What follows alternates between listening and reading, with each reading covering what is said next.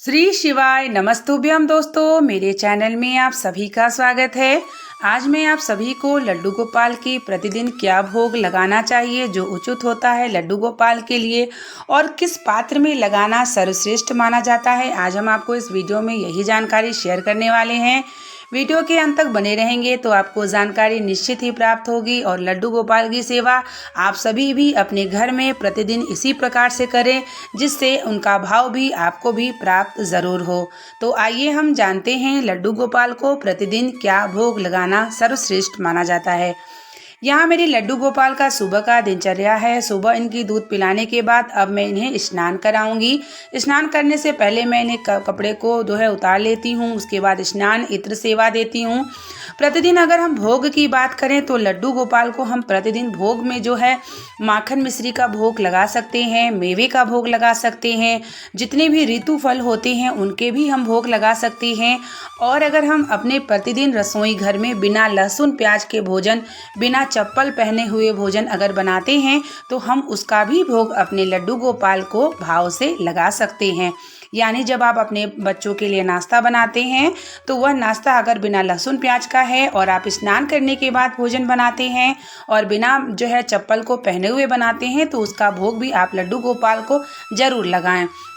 यहाँ लड्डू गोपाल का दूध से स्नान हो चुका है, शुद्ध जल से स्नान हो चुका है और अब लड्डू गोपाल की मैं इत्र सेवा करूँगी।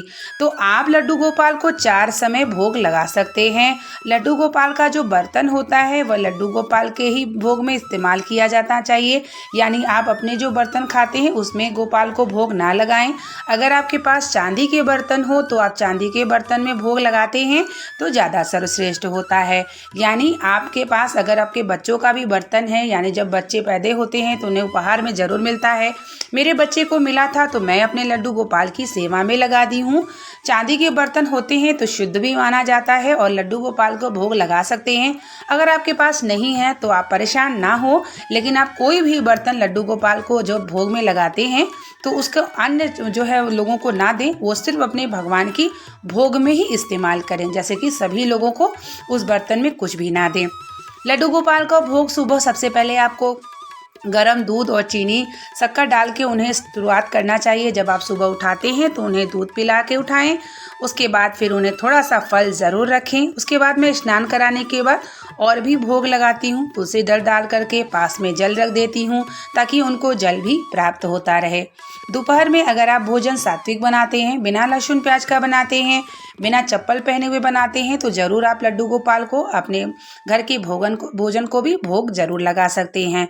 शाम के समय भी आपके पास अगर लड्डू वगैरह हो, मेवे वगैरह हो तो शाम के समय भी लड्डू गोपाल को ज़रूर भोग लगाएं। और रात्रि में जो भी आप बनाते हैं सात्विक अगर है तो आप भोग लगा सकते हैं। और उसके बाद सोने से पहले लड्डू गोपाल को गाय का दूध ज़रूर पिलाएं। गाय का दूध हम सभी को 2 बार सुबह शाम ज़रूर देना चाहिए लड्डू गोपाल को। और लड्डू गोपाल को बहुत ही प्रेम से भाव से उन्हें भोग दें ताकि वह स्वीकार करें आपके भोग को।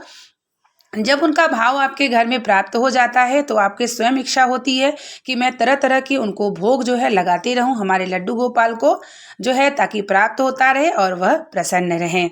जब भी हम भोग लगाते हैं तो बहुत देर तक भोग को लड्डू गोपाल के पास रखना ना रखें, जैसे कि बहुत सारी चीज़ें अगर पड़ जाएंगी तो वो श्रेष्ठ नहीं है, ताकि आप भी उस प्रसाद को ग्रहण कर सकते हैं, बच्चों को खिला सकते हैं। जब आप थोड़ी देर उसके बाद उसे हटा लें, सब परिवार सहित उसको भोग को आप सभी ग्रहण कर सकते हैं। साथ ही जो गाय का दूध होता है उसको आप थोड़ी देर बाद बच्चों को पिला सकते हैं या चाय भी इस्तेमाल कर सकते हैं। साथ ही जो भी जल आप रखते हैं लड्डू गोपाल को, दिन भर उनके पास जल जरूर होना चाहिए ताकि उन्हें जब प्यास लगे तो जल प्राप्त हो सके। तो यहाँ मेरे लड्डू गोपाल का श्रृंगार भी हो चुका है, पूजन भी हो चुकी है, भोग भी कर चुके हैं। अब मैं इन्हें अपने हाथों से थोड़ा सा झुला देती हूँ। लाड प्यार करना भी लड्डू गोपाल को श्रेष्ठ माना जाता है और वह बड़े ही प्रसन्न हो जाते हैं। तो यहाँ पे मैं उनके पास गाय भी रख देती हूँ ताकि उन्हें गाय उनके पास रहेगी तो वो हमेशा प्रसन्न रहेंगे और अपने गाय के साथ खेलते भी रहेंगे और दूध भी प्राप्त हो जाएगा। तो इस तरीके से लड्डू गोपाल को आप सुबह शाम भोग लगा सकते हैं। अगर आप सात्विक भोजन बनाते हैं, बिना लहसुन प्याज का बनाते हैं तो आप जो भी ग्रहण करते हैं आप अपने लड्डू गोपाल के लिए भी ज़रूर से ज़रूर तुलसी दल डाल करके आचमनी करके चढ़ा सकते हैं। भाव से उनकी सेवा करते रहिए, पूजा करते रहिए। लड्डू गोपाल का आशीर्वाद होता है तो घर में सुख, समृद्धि, संतान, हर प्रकार की समृद्धि आपके घर में बनी रहती है। जब आप उन्हें भोग लगाते हैं तो राधे राधे जरूर बोला करिए। राधे राधे कहने से लड्डू गोपाल बड़े प्रसन्न हो जाते हैं और भी जागृत अवस्था में हो जाते हैं। तो इस तरीके से मेरी लड्डू गोपाल की सेवा प्रतिदिन इसी तरीके से होती है और आप सभी भी लड्डू गोपाल की सेवा करके अपने जीवन को सार्थक बनाएं। मनुष्य तन 84 लाख योनि आने के बाद आप भगवान की कृपा और सेवा में लगे रहते हैं तो निश्चित ही आप अपना जय त्याग के मोक्ष की प्राप्ति आपको जरूर होती है। तो उम्मीद करेंगे कि ये वीडियो आपको पसंद आई होगी और अगर पसंद आई होगी तो लाइक शेयर कमेंट जरूर करिएगा। मिलते हैं नेक्स्ट वीडियो के साथ, तब तक के लिए श्री शिवाय नमस्तुभ्यम। हर हर